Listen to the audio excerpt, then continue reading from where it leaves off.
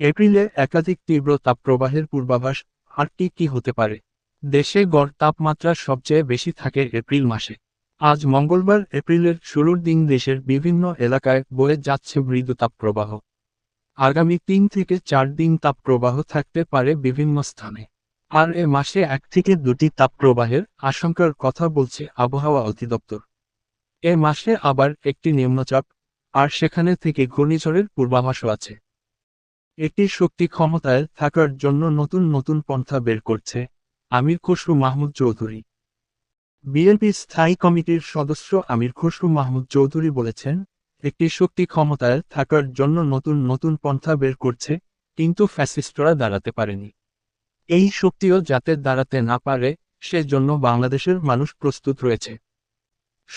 সংস্কারের মতো, নির্বাচনের মতো চলবে। মির্জা ফখরুল ইসলাম আলমগীর।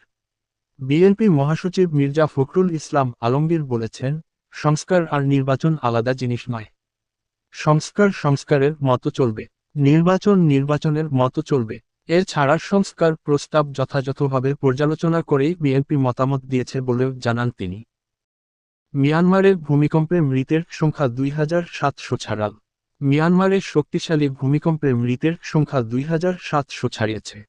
দেশটিতে ভূমিকম্পে মৃত্যু বেড়ে 2719 জনে দাঁড়িয়েছে বলে জান্তা প্রধান মিন অং হ্লাইংয়ের বরাত দিয়েছে জানিয়েছে চীনের একটি গণমাধ্যম। আমেরিকা ভুল করলে পারমাণবিক অস্ত্রের দিকে এগিয়ে যাবে ইরান ডক্টর আলী লারিজানি।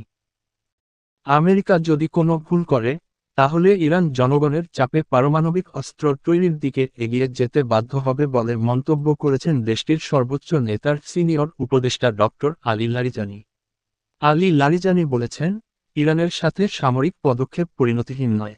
ইসলামী বিপ্লবের নেতার ফতোয়া হল পারমাণবিক অস্ত্র রাখা উচিত নয়।